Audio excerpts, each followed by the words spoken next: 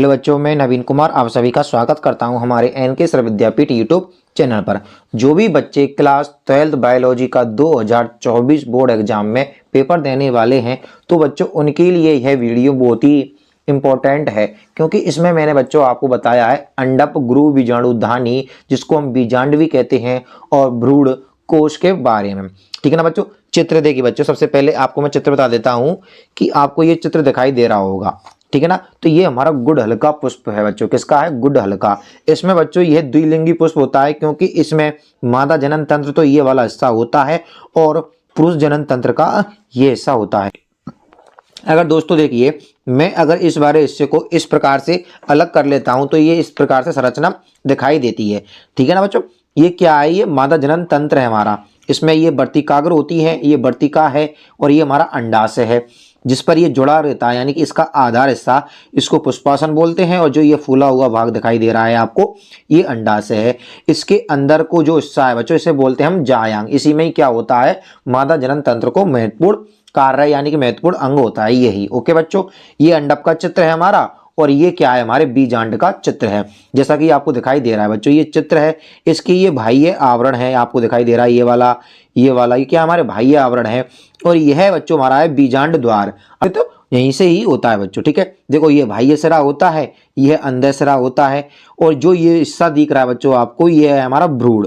ठीक है ना। भ्रूण कोश, इसके अंदर बच्चों 7 से 8 कोशिकाएं या 8 केंद्रक होते हैं बच्चों। ओके, अब देखिए जो नीचे का हिस्सा ये दिखाई दे रहा है हमको, फूला जो आधार से लगा रहता है, इसको बोलते हैं चैलेजा या निभागीय सिरा। ओके बच्चों, क्या बोलते हैं? निभागीय सिरा। तो चलिए इसके बारे में हम डिटेल से लिखते हैं और फिर क्या है इसको साथ के साथ समझते जाएंगे बच्चों।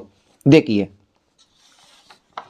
सबसे पहले बात आती है कि अंडप क्या होता है बच्चों। देखिए अंडप को इंग्लिश में पिस्टिल बोलते हैं बच्चों। क्या बोलते हैं?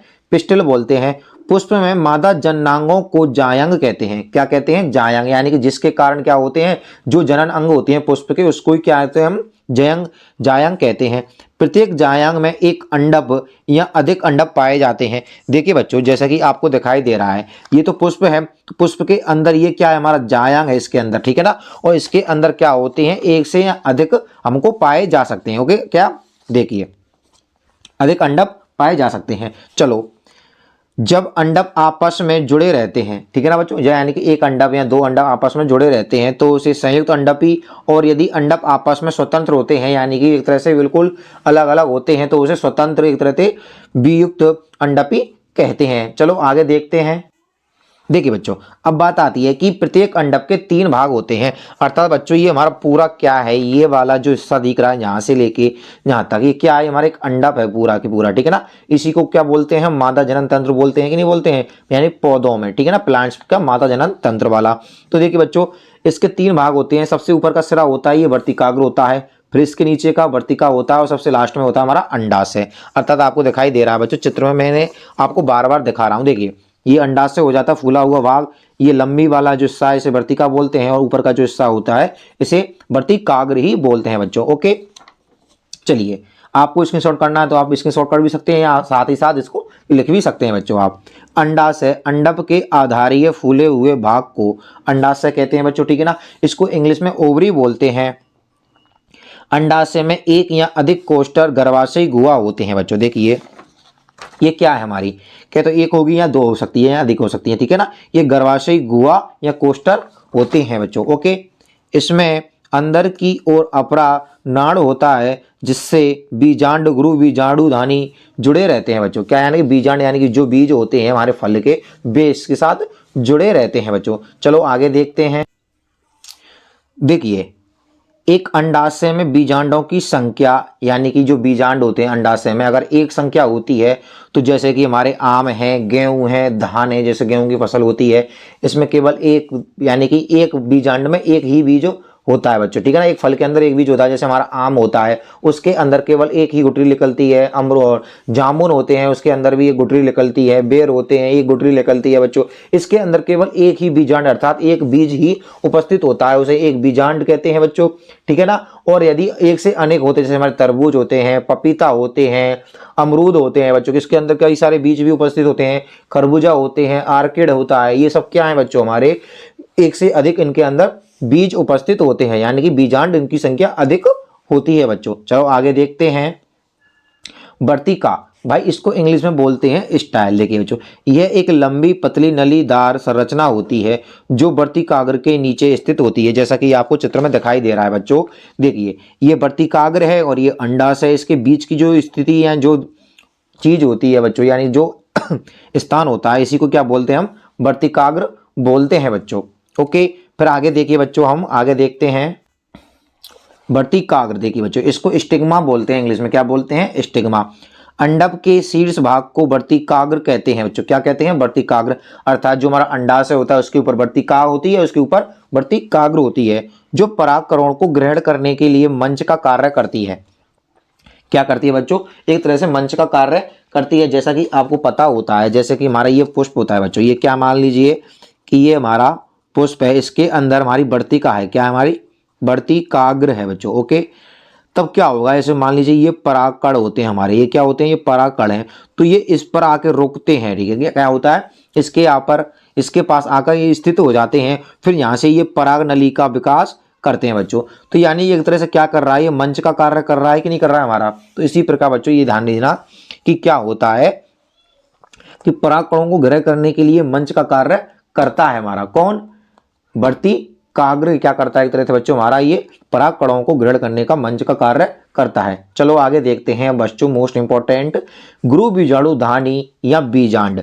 ठीक है ना बच्चों, पेपर में कई बार पूछा जाता है, आपको इसको लिखना है अच्छी तरह से, इसका चित्र भी बना लेना है। देखिए बच्चों, इसका चित्र इस प्रकार से होता है। गुरु बीजाणु धानी है ना, आपको ये हमारा इसका चित्र है, ठीक है ना।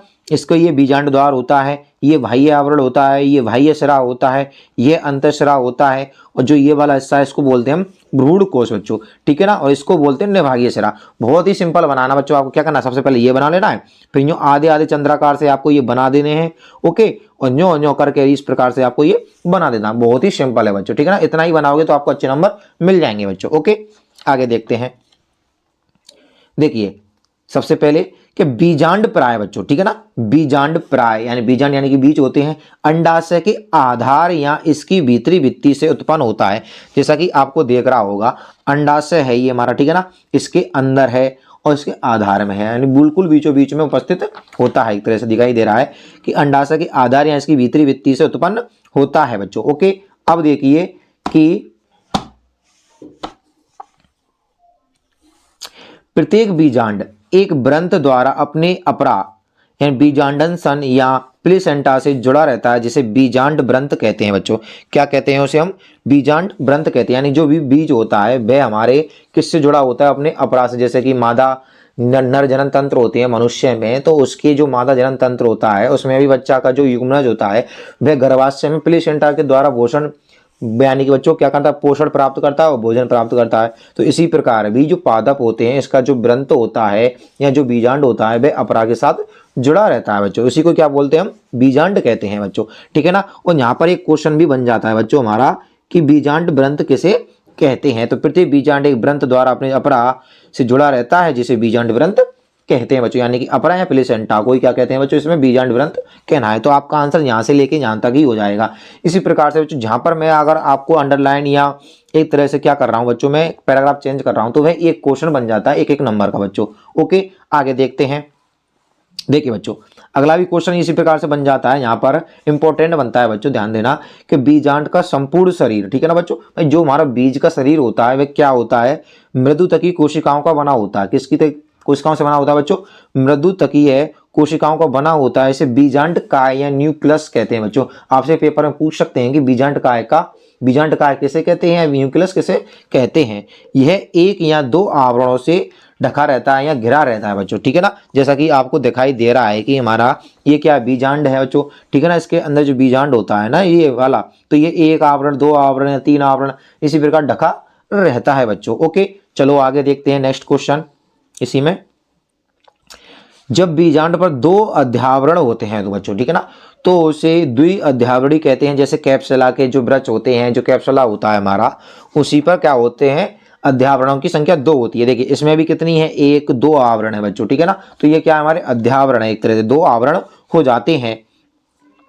फिर देखिए बच्चों, जब बीजांड पर एक अध्यावरण होता है, क्या होता है, एक ही अध्यावरण होता है, तो उसे एक अध्यावरी बीजांड कहते हैं। क्या कहते हैं, एक अध्यावरी बीजांड कहते हैं। जैसे कंपोजिटी कुल, क्या कहते हैं उसे बच्चों, कंपोजिटी कुल कहते हैं। जब बीजांड पर अध्यावरण नहीं होता है तो उसे अध्यावरणहीन कहते हैं बच्चों। क्या कहते हैं, अध्यावरणहीन, यानी कि उस पर कोई भी प्रकार का आवरण नहीं होता है। जैसे कि हमारा चंदन होता है, जो चंदन का वृक्ष होता है ना बच्चों, जैसे कि आपने उसका तना देखा होगा, तो उस पर क्या होता है, कोई भी प्रकार का अध्यावरण नहीं होता है बच्चों। ओके ना, चलो आगे देखते हैं। अध्यावरणों के सिरे पर एक छोटा छिद्र होता है जिसे बीजांड द्वार या अंड द्वार कहते हैं। देखिए बच्चों, चित्र में मैं आपको अच्छी तरह से दिखाई दे देता हूं कि जो ये चित्र दिखाई दे रहा है बच्चों आपको, ये इसका ये छिद्र है हमारा, कौन सा, बीजांड द्वार, अर्थात ये छिद्र है इसके ऊपर के सिरे पर। जो नीचे का हिस्सा है हमने बता दिया कि ये निभागीय होता है, इसी को अंड द्वार कहते हैं या बीजांड द्वार कहते हैं। चलो आगे देखते हैं बच्चों कि बीजांड द्वार के विपरीत भाग या बीजांड के आधार भाग को निभाग या चैलेजा कहते हैं। इसी भाग से क्या होते हैं, अध्यावरण निकलते हैं बच्चों हमारे, ठीक है ना। देखिए ये वाला हिस्सा क्या होता है, हमारा निभागीय सिरा होता है बच्चों। क्या होता है, निभागीय सिरा होता है, और इसी भाग से क्या निकलती हैं, जो हमारे अध्यावरण होते हैं वह निकलते हैं बच्चों। तो इस प्रकार से आपको ये चित्र बना देना है और आपको इतना लिखना होता है। जैसे मैं आपको लिखाता जा रहा हूं ना, ऐसे पॉइंट कर करके आप लिखोगे तो आपको अच्छे नंबर ही मिलेंगे। चलो आगे देखते हैं।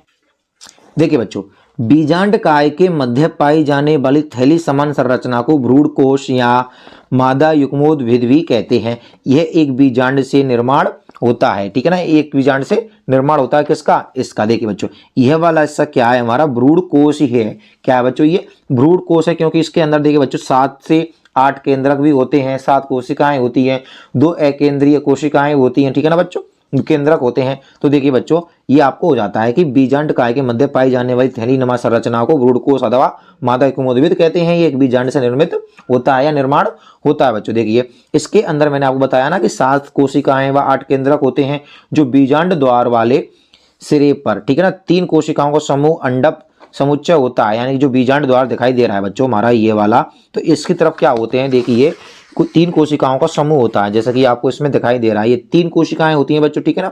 इसी प्रकार बच्चों देखिए, जिसके मध्य में अंड कोशिका तथा इधर उधर 2 सहायक कोशिकाएं होती हैं। अर्थात बच्चों इसके जो बीच का हिस्सा होता है इसमें तो अंड कोशिका होती हैं, परंतु ये जो बगल बगल में दिखाई दे रही हैं ये क्या है, हमारी सहायक कोशिकाएं बच्चों, ठीक है ना। क्या है, हमारी सहायक कोशिकाएं होती हैं। निभाग सिरे पर 3 कोशिकाएं होती हैं जिन्हें प्रतिमुखी कोशिकाएं कहते हैं। अगर आपसे पूछ ले कि इसमें प्रतिमुखी कोशिकाएं कौन सी होती हैं, अर्थात निभागीय तरफ की जो सिरा कोशिकाएं होती हैं उनको ही क्या बोलते हैं हम, प्रतिमुखी कोशिकाएं होती हैं। क्योंकि यह क्या है, हमारा निभागीय सिरा, तो इसकी तरफ ही तो है, तो इन्हीं वाली कोशिकाओं को जो 3 है इनको ही बोलते हैं हम बच्चों क्या, प्रतिमुखी कोशिकाएं बोलते हैं। फिर देखिए बच्चों आगे, तथा मध्य में केंद्रीय कोशिका होती है बच्चों। क्या होती है, इसके मध्य में जो केंद्र होते हैं वह केंद्रीय कोशिका कहते हैं, जिसमें 2 ध्रुवीय केंद्रक होते हैं जो मिलकर द्वितीय केंद्रक का निर्माण करते हैं। देखिए ये क्या है, हमारे बीच के मध्य केंद्र की होती है ना बच्चों, तो ये आपस में जुड़कर द्वितीय केंद्रक का निर्माण कर देते हैं। ओके बच्चों, तो देखिए ये हो जाता है हमारा अंडप गुरु बीजाणुधानी या भ्रूणकोश के बारे में बच्चों, संपूर्ण क्वेश्चन हो जाता है। इसी प्रकार से आपको एग्जाम में लिखना है, अगर आपको आता है तो इस प्रकार से। अगर गुरु बीजाणुधानी आती है तो बच्चों जो मैंने गुरु बीजाणुधानी यहाँ से हेडिंग डाली थी वहां से यहाँ तक डाल देना है। इसके बाद बच्चों हम पढ़ेंगे मादा युग्मोद्भिद के विकास के बारे में, जो आपको नेक्स्ट वीडियो में मिल जाएगी। इसके लिए बच्चों आपको हमारे चैनल को सब्सक्राइब करना पड़ेगा, अपने दोस्तों के साथ इसको शेयर कर सकते हैं तो बहुत ही अच्छा होगा बच्चों। अगर आपको हमारी मेहनत पसंद आ रही है बच्चों तो प्लीज़ इसके लिए एक लाइक, एक सब्सक्राइब तो अवश्य बनता है बच्चों। धन्यवाद।